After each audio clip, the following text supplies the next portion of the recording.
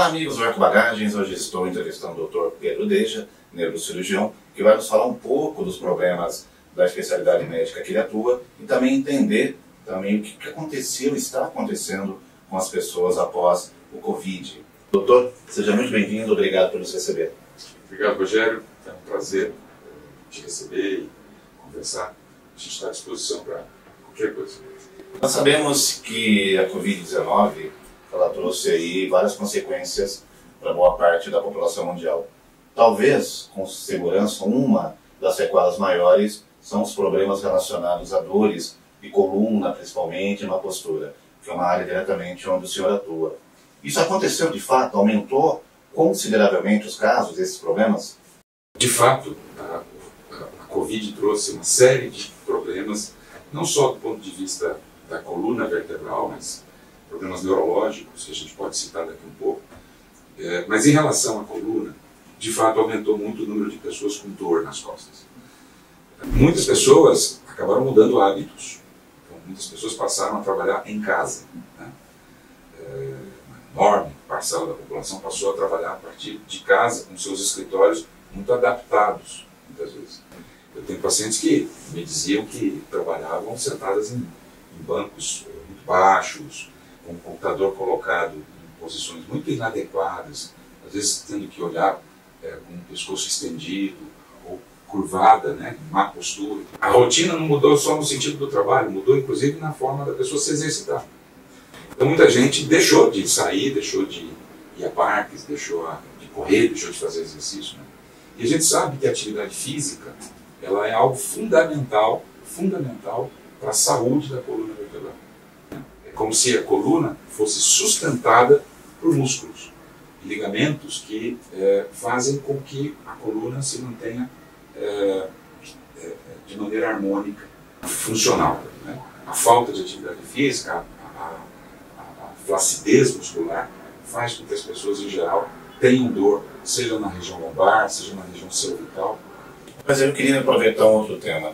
Você não acha também que falta um pouco de consciência preventiva? Porque, veja bem, no meu entendimento, muitas pessoas começaram a ter problema de coluna ou algum outro ponto do corpo, mas na verdade essa pessoa talvez já tivesse uma má postura no seu trabalho, uma má postura no dia a dia. Eu posso estar enganado, mas talvez o fato de ela ter ficado em casa só acentuou uma coisa que ela já estava desenvolvendo. Está coberto de razão. De fato, isso é assim mesmo. Tanto é verdade que 90% das pessoas que me procuram para tratar a sua dor lombar ou sua dor cervical, ou seja, qualquer dor relacionada à coluna, melhoram com medidas muito simples. É incrível como que a grande maioria da população não previne, não faz atividade física, né? A gente vê a obesidade, por exemplo, como um problema de saúde pública hoje, né? Nos Estados Unidos, a obesidade já foi considerada uma pandemia. Então, de fato, no tratamento, na abordagem dos pacientes que têm problema nas costas, enfim, problema na coluna, quando a gente institui na vida da pessoa hábitos simples, como caminhadas, como uma alimentação adequada, sono adequado, né? É incrível como as pessoas não fazem o mais simples, né? E obviamente que 10% das pessoas que de fato mudam os seus hábitos, mas mesmo assim não melhoram, são aqueles candidatos a uma cirurgia na coluna, ou algum tipo de tratamento que transcende apenas essas medidas mais simples. Agora, existe de fato aquelas pessoas que já têm problemas na coluna, né? E muitas delas em função dos maus hábitos mesmo, e com a pandemia isso veio à tona porque faltou atividade física, faltou um sono adequado, né? Uma postura dentro de casa, é isso. O senhor tem uma visão um pouco mais complementar da saúde, mais integral, né? Tanto que aqui no seu instituto, no seu consultório, que é um instituto paulistano, o senhor também trabalha com uma fisioterapeuta, uma psicóloga, né? Isso realmente ajuda o paciente com todo? Sem dúvida. A gente precisa enxergar a medicina, pelo menos no meu ponto de vista, assim, de forma mais integrativa mesmo, né? O sintoma mais comum no consultório de um neurocirurgião, seja qual for o neurocirurgião, é a dor. Seja dor de cabeça, seja dor nas costas, tá?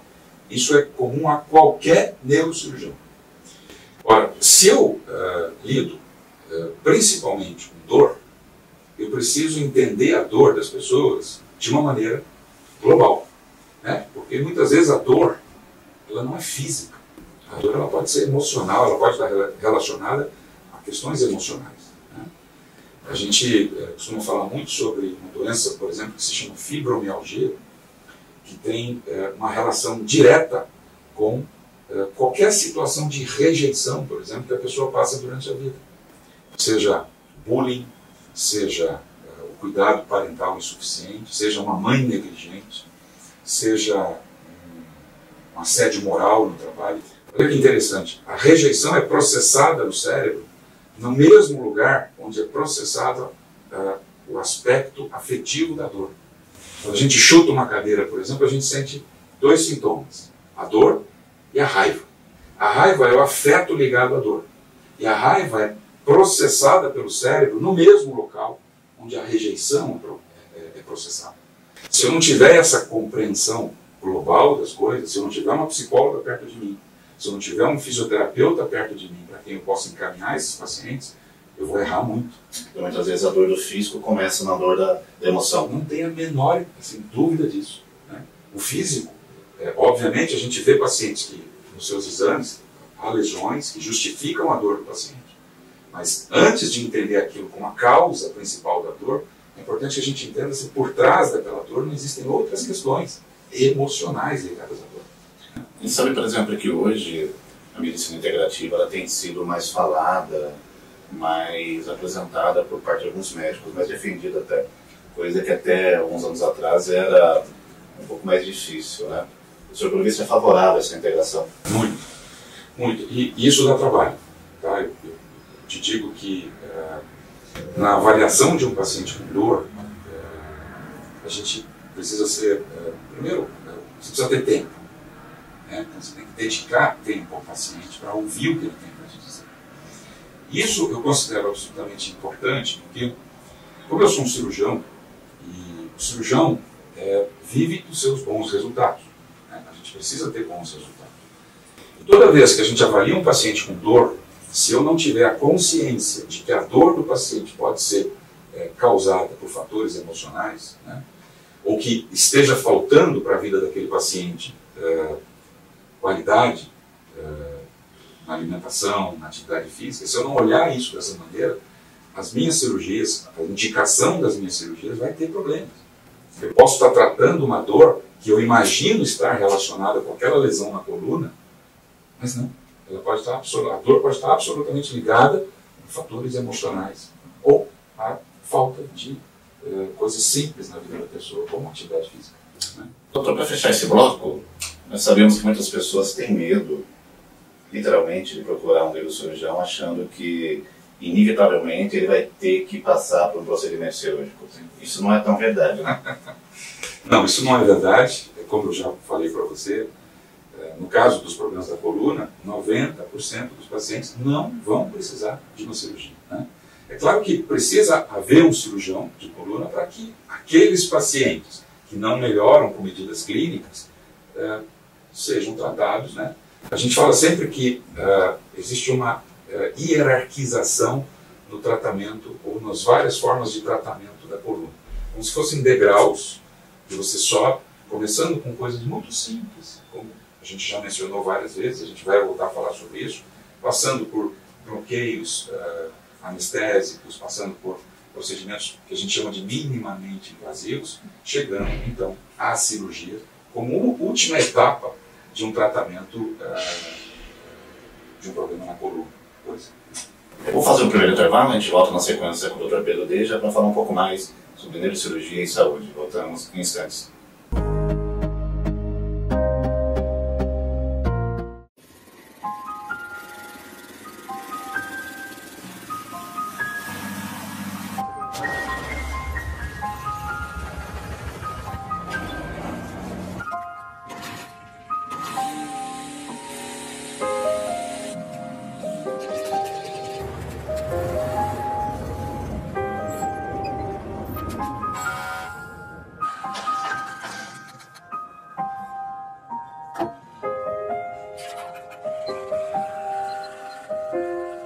You already switched to electricity for many things.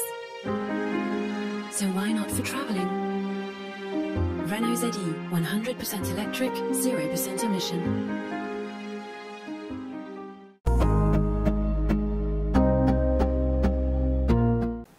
Estamos de volta com Eco Bagagens, hoje conversando com o médico neurocirurgião Dr. Pedro Deja. Doutor, no bloco anterior o senhor falava sobre alguns procedimentos cirúrgicos e eu queria retornar ao tema falando do procedimento minimamente evasivo, porque se trata de um procedimento onde talvez o paciente pode até, conforme o procedimento, deixar o hospital até no mesmo dia, correto? Perfeito. Isso não é só na neurocirurgia, Rogério. Hoje toda a medicina, principalmente as especialidades cirúrgicas, elas estão voltadas para uma medicina menos invasiva, né? Eu me lembro que no início da década de 90, eu em Goiânia trabalhava com o Dr. Auro Ludovico, que foi um pioneiro na videolaparoscopia. Eu acompanhei desde sempre o desenvolvimento disso. Eu ainda era estudante de medicina quando isso começou a acontecer. O Dr. Áureo, na época, trazia muita gente de fora para que os cirurgiões brasileiros passassem a desenvolver a técnica videolaparoscópica. Isso foi uma revolução na medicina. A gente viu professores catedráticos que até então não abordavam os seus pacientes com técnicas minimamente invasivas e passaram a fazer isso. Tiveram que senhores mais velhos, acadêmicos, catedráticos, voltaram para o laboratório para estudar as técnicas minimamente invasivas. E hoje elas são absolutamente ligadas a melhores resultados, a menor tempo de internação, menor chance de sangramento. Hoje na urologia, por exemplo, a cirurgia robótica, ela traz resultados pós-operatórios muito superiores à cirurgia aberta. E ela pode ser feita, como ela é robótica, né, toda a tecnologia foi feita para que o médico fora do Brasil possa, por exemplo, orientar um tratamento em algum lugar do mundo. No que diz respeito à neurocirurgia, né, a gente tem técnicas minimamente invasivas, tanto para o cérebro como para a coluna, né? E elas, assim como nas outras especialidades cirúrgicas, elas vêm sendo desenvolvidas. Então hoje já existe cirurgia robótica para a neurocirurgia. Hoje existem, por exemplo, tumores no sistema nervoso, no cérebro, que você consegue retirar com uma câmera através de um vídeo com incisões muito pequenas, né, com excelentes resultados, né? Na coluna, então, nem se fale. Hoje a gente consegue, dentro daqueles degraus, né, dentro daquela hierarquização no tratamento dos problemas da coluna, a gente consegue usar ou fazer procedimentos com pequenas agulhas, com pequenos instrumentos, com incisões muito pequenas, trazem um benefício gigantesco para o paciente. Como eu mencionei, menor tempo de internação, menor sangramento, menor chance de complicações, porque uma das complicações comuns em cirurgias maiores, mais agressivas, é exatamente isso: infecções, sangramentos maiores, muita dor. Técnicas mais tradicionais, que são sempre relacionadas com grandes incisões, grandes traumas cirúrgicos, trazem por si só muita dor para o paciente. As técnicas menos invasivas, hoje é possível, por exemplo, retirar uma hérnia de disco, que é uma doença que está no consciente coletivo das pessoas. Todo mundo sabe mais ou menos o que é uma hérnia de disco, né? Hoje a gente tem uma técnica endoscópica para retirada de uma hérnia de disco com uma incisão de 1,5 cm, com alta no mesmo dia. Agora um ponto importante. Nós sabemos que algumas cirurgias, por exemplo, é muito comum hoje a cirurgia de Parkinson. Tem neurocirurgiões que operam, né, e colocam eletrodos dentro do cérebro da pessoa. Mas a legislação, ela diz que um paciente acima de 70 anos, ele não pode ser operado nesse sentido. Nessas cirurgias, existe uma idade que é aconselhável não operar? Então, isso depende muito, Rogério, da gravidade da doença. Tá? A doença de Parkinson é uma doença que pode ser muito limitante. Muito limitante. E, mais uma vez, é importante as pessoas entenderem que as técnicas neurocirúrgicas, elas são utilizadas em qualquer área, em qualquer subespecialidade da neurocirurgia, para aqueles pacientes que não tiveram bons resultados com o tratamento clínico. Ela pode também corrigir operações erradas, doutor? Claro. O que é importante que a população saiba de uma maneira geral, isso é, de fato, uma informação muito relevante. Parece que o neurocirurgião opera todo mundo, e não é assim. É muito importante a gente selecionar aqueles pacientes que de fato precisam de uma cirurgia. Tá? Então a doença de Parkinson, por exemplo, ela tem que ser tratada, e ela é tratada na grande maioria dos casos, com medicamentos, né? E com ótimos resultados. Então, e às vezes as pessoas não entendem que existe uma diferença entre o neurologista e o neurocirurgião. Isso é outra coisa importante de se dizer. Eu tenho muitos colegas médicos que encaminham os seus pacientes para um neuro e não especificam para o paciente que neuro ele deve procurar. E há uma diferença muito grande entre o neurologista e o neurocirurgião. É mais ou menos a diferença que existe entre um cardiologista e um cirurgião cardíaco, né? Ninguém que tem hipertensão arterial vai no cirurgião cardíaco, né? Normalmente é o cardiologista que identifica uma doença cujo tratamento é cirúrgico, que encaminha o paciente para o cirurgião cardíaco. Isso também se deve, é a mesma coisa na minha área. Os neurologistas tratam os pacientes com doença de Parkinson, e alguns pacientes acabam não tendo bons resultados com o tratamento medicamentoso, e aí passam a ter indicação de tratamento cirúrgico. Então, veja, é uma peneira até chegar à indicação de tratamento. Não é que a cirurgia é para todo mundo, de jeito nenhum. Então, tem que haver uma seleção. E, obviamente, que com o passar do tempo, a doença de Parkinson é uma doença degenerativa. E, na medida em que o tempo passa, os sintomas vão se agravando. E, às vezes, o paciente passa a não ser responsivo aos tratamentos medicamentosos. E aí passa a ter. Então, quando passa a existir a indicação de tratamento cirúrgico, o paciente já está numa idade mais avançada mesmo, né? E, dependendo da gravidade da situação, há a indicação de procedimentos. E hoje, os procedimentos cirúrgicos para a doença de Parkinson são muito pouco agressivos. Muito pouco agressivos. O que se fazia antes, através de eletrodos que eram colocados dentro do cérebro, causando lesões dentro do cérebro, hoje os procedimentos são modulatórios. É como modular a estação de um rádio. Tá? A gente implanta um eletrodo no cérebro de um paciente que fica em contato com uma determinada região e o estímulo elétrico vai modulando a passagem das informações para uma determinada via nervosa. Então você não causa lesões, você modula a transmissão de estímulos. Isso é muito diferente do que se fazia há pouco tempo atrás, que era lesionar uma determinada área do cérebro. E às vezes os pacientes com mais de 70 anos têm sintomas que são absolutamente refratários ao tratamento clínico e precisam sim ser submetidos ao procedimento que hoje a gente chama de DBS, que é uma implantação desses eletrodos para modulação não só para a doença de Parkinson, mas para outras doenças. Até a depressão pode ser tratada dessa maneira hoje em dia. Dor de origem central. Existem várias doenças que podem ser tratadas dessa maneira. O senhor prevê que vai aumentar o número de pacientes no seu consultório pelo uso disso? Porque assim, nós nos curvamos, nós ficamos o tempo todo. Isso é um Como é problema. que o senhor analisa essa questão comportamental? Ela está absolutamente ligada ao que eu faço, né? Eu sempre brinco com os meus pacientes, né? Eu ando de metrô, por exemplo, em São Paulo. Se você entra num vagão do trem, absolutamente 100% das pessoas estão nessa posição, né? Olhando para o celular com o pescoço flexionado. Isso, obviamente, não vai trazer um problema de imediato, como o cigarro, né? O cigarro, quando o sujeito começa a fumar aos 20 anos, ele não vai ter problema aos 25. Ele vai ter problema aos 45, 50 anos, né?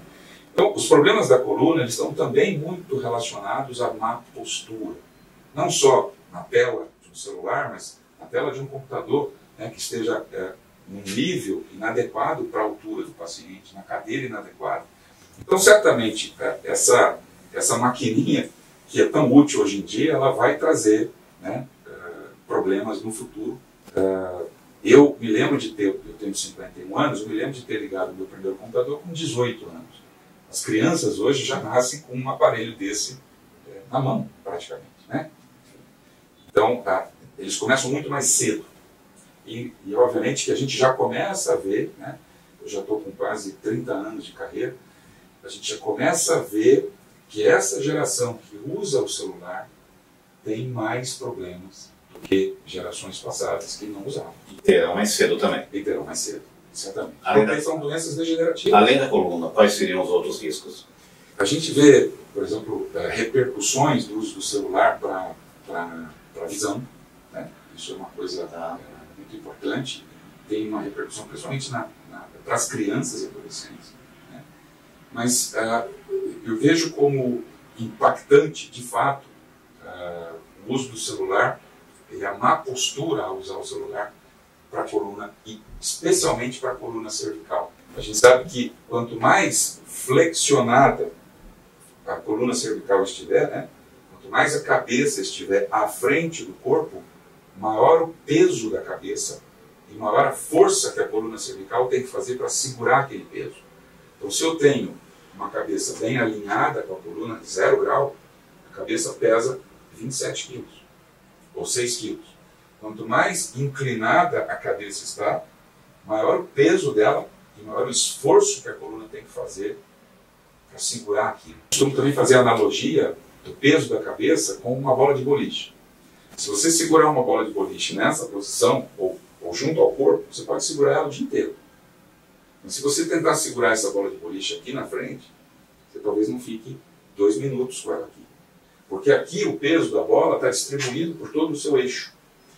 Quando você segura aqui, quem segura essa bola de boliche são os seus braços. É como a cervical.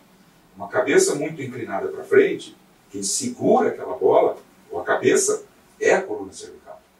Na medida em que você alinha a cabeça com a coluna, o peso da cabeça é distribuído por todo o eixo, né? E hoje se fala muito em equilíbrio sagital. A coluna vertebral ela é uma estrutura que tem curvas, ao contrário do que muita gente pensa.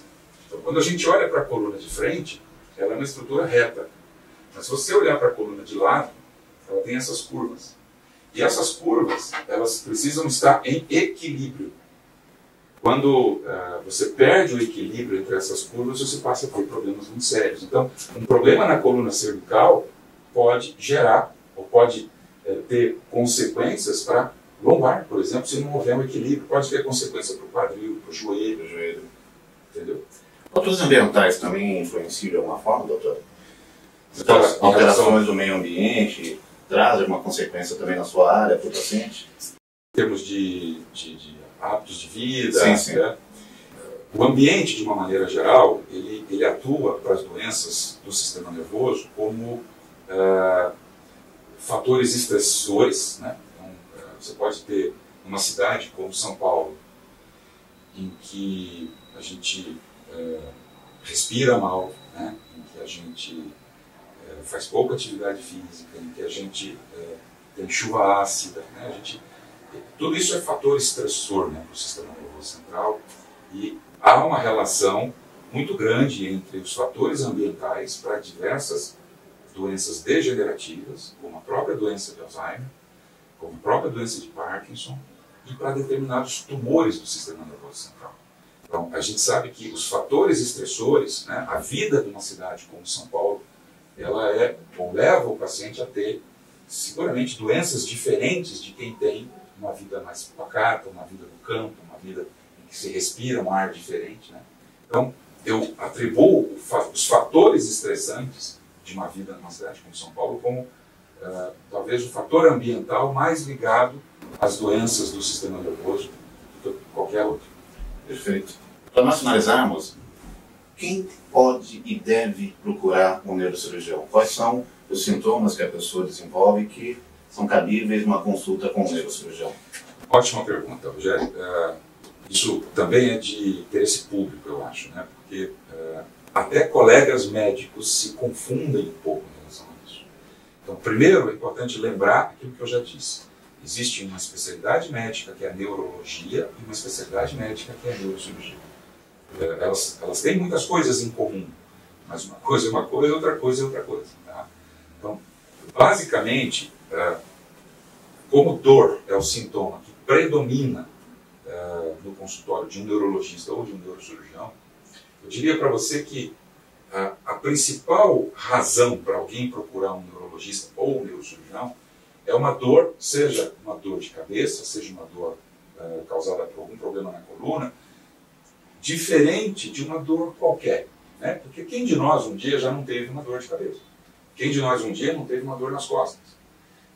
Isso é uma coisa natural, e a dor de cabeça ela pode ser o sintoma de uma gripe, por exemplo. Né? Dentre os vários sintomas da Covid, você tem dor de cabeça, por exemplo. Mas a dor de cabeça que preocupa, a dor de cabeça que faz com que, de fato, o paciente tenha que procurar um médico, e não precisa ser um neurologista, nem um neurocirurgião, um médico, é aquela dor diária, de maior intensidade, que que não melhora com os analgésicos comuns, né? E normalmente associada com outros sintomas, como formigamentos, como alteração de consciência. De humor também? Alteração de humor, né? Olha que dado interessante. Hoje existe no Brasil cerca de 40 milhões de pessoas, tá, com enxaqueca. Mas enxaqueca não é o único tipo de dor de cabeça. Enxaqueca é um tipo de dor de cabeça. E ele é bem caracterizado. A enxaqueca é um tipo de dor de cabeça que, em geral, pega um lado do rosto, é pulsátil e associada com náusea, vômito e fotofobia, que a luz atrapalha. Né? Então, a pessoa normalmente que tem enxaqueca, ela procura um lugar escuro, toma ali o remédio, deita, porque a luz atrapalha, o som atrapalha. Mas nem toda dor de cabeça é uma enxaqueca. Você tem dores de cabeça, por exemplo, relacionadas à coluna cervical. E ela é tão frequente como. Então, dores de cabeça relacionadas com dores na coluna cervical, em geral, a gente chama de cefaleia do tipo tensional. Né? Também é uma dor de cabeça muito comum, de forte intensidade, diária, e que não melhora com medicamentos, com os analgésicos comuns. Mas aquela dor, mais uma vez, diária, de forte intensidade, que não melhora com os analgésicos comuns, que normalmente se associam à dor nos membros. Né? Então a gente sabe que a hérnia de disco na coluna, por exemplo, ela pode fazer com que o paciente tenha dor no pescoço ou na região lombar, irradiada ou para o braço ou para a perna, que é a famosa dor ciática. Além disso, obviamente, além das dores de uma maneira geral, o que deve levar o paciente a procurar um neurologista são outras doenças, como os tremores, a doença de Parkinson, por exemplo, como as crises convulsivas. Né? A gente sabe que crises convulsivas são muito comuns na infância e na adolescência. E são, às vezes, autolimitadas. São doenças que vêm e passam. Mas crise convulsiva na idade adulta, na grande maioria dos casos, está relacionada a um tumor cerebral. Eu vejo, de vez em quando, pacientes que começam a ter alterações psiquiátricas e que são tratados como doentes psiquiátricos. Quando você faz uma imagem, uma ressonância magnética, você encontra um tumor cerebral. E aí é legal dizer, porque a neurocirurgia é uma especialidade tão abrangente, né? Ela envolve 5 grandes áreas: os tumores cerebrais, as doenças vasculares, como os aneurismas, por exemplo, que são bastante frequentes, as doenças em criança, que a neurocirurgia pediátrica cuida, os problemas de coluna, e a quinta, que seria a neurocirurgia funcional, que trata da epilepsia, da doença de Parkinson, dos distúrbios de movimento, onde se implantam esses eletrodos para modulação e tratamento de tremores, de dor, de outros distúrbios do movimento. Perfeito. Quero agradecer a participação do Dr. Pedro Deja. Embaixo aqui no vídeo vai estar todas as redes sociais do doutor, endereço também. Doutor, muito obrigado por nos receber aqui. Rogério, foi um prazer, um papo delicioso contigo aqui. A gente sempre está à disposição para uma nova conversa. Obrigado. Para a gente se despede aqui. Aguardo vocês no nosso próximo encontro. Até lá.